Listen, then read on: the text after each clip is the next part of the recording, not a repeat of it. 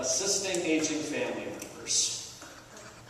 More than likely, an event precipitated your attendance at this seminar. The event could have been a stroke. It could be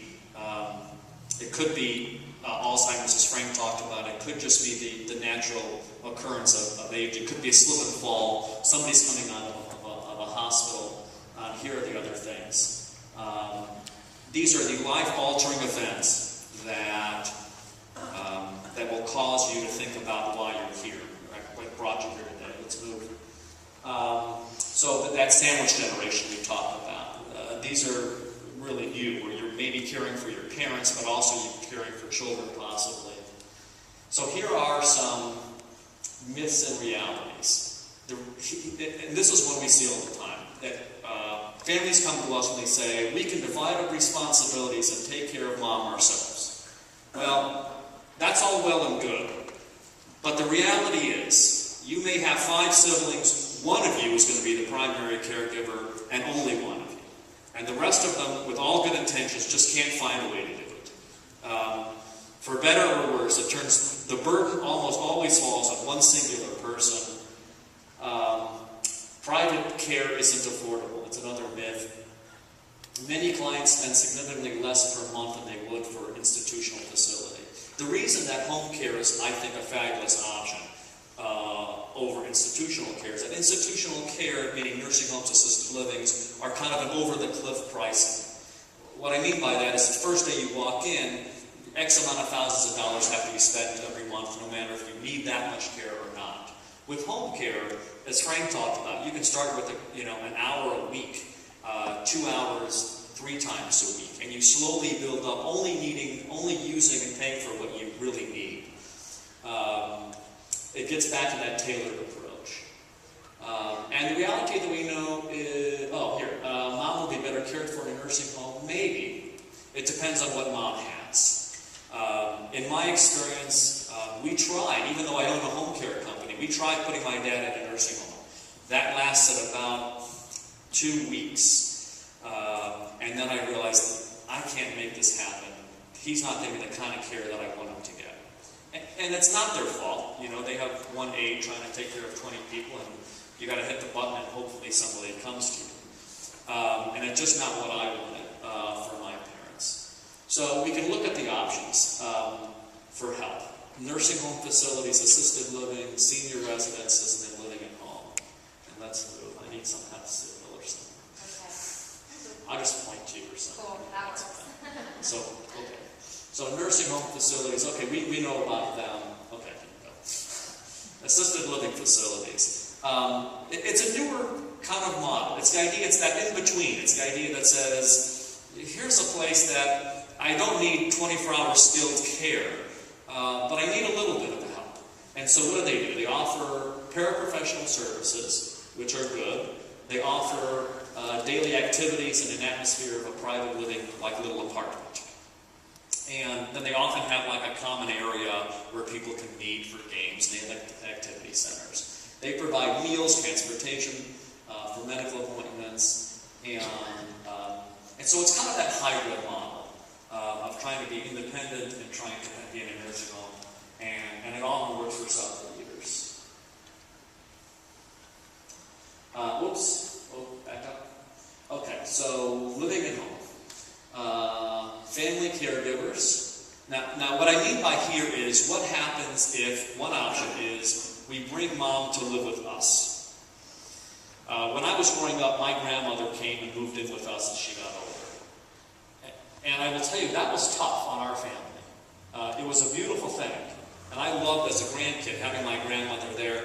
But I can distinctly remember the kind of trials that my mom went through, trying to run a family and have her mother move in with her. It's difficult. What ends up happening is someone's always got to try to figure out who's going to stay home with grandma, who's going to cover this shift, and who's going to do that. And sometimes you can use a home health care company, and let's move on. And that's tough. But sometimes that is the option that you need. That little tiny camera that Jim is using, it's actually an older version. It's called a flip cam. It's a fabulous tool. The new ones are about half the size. And all they do is it's a high-definition video camera. And what's cool about this, it's a great way to kind of keep the family in touch with grandma, with mom, with whoever it is, by opening up a Facebook account. Now, I know a lot of you are looking at me like, what the heck is that? Well, ask your kids, your grandkids. To open up a Facebook account is free. It costs you nothing. That little camera costs now $99.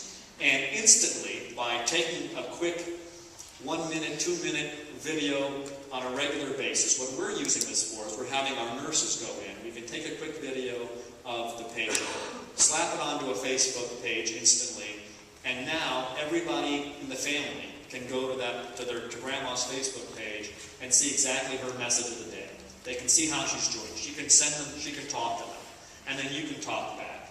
It's a beautiful piece of technology. The last thing I want to leave you with is this last piece of story about my mom.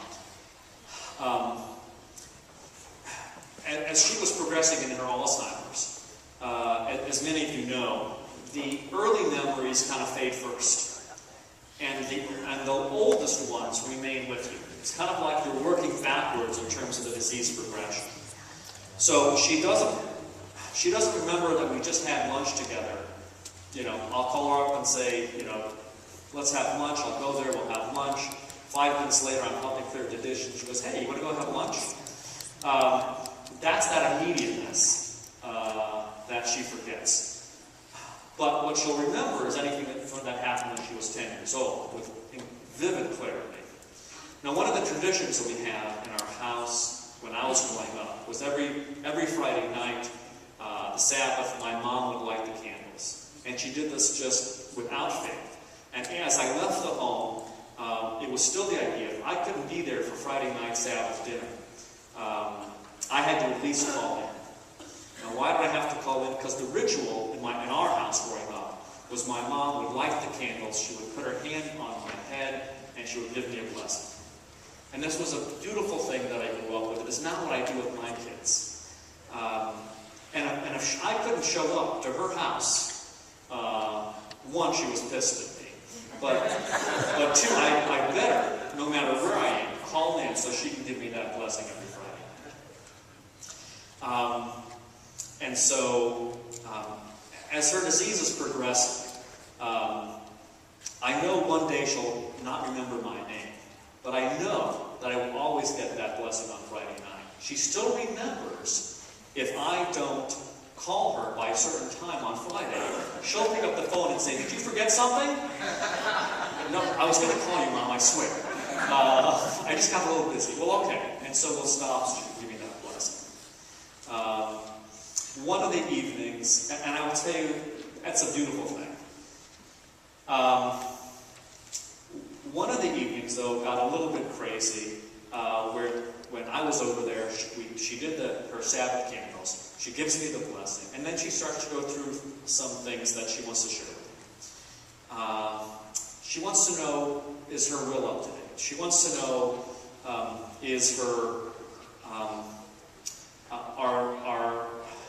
does she have the power of attorney like we talked about? Is that in place? And she's asking these questions a lot, but now in really more detail.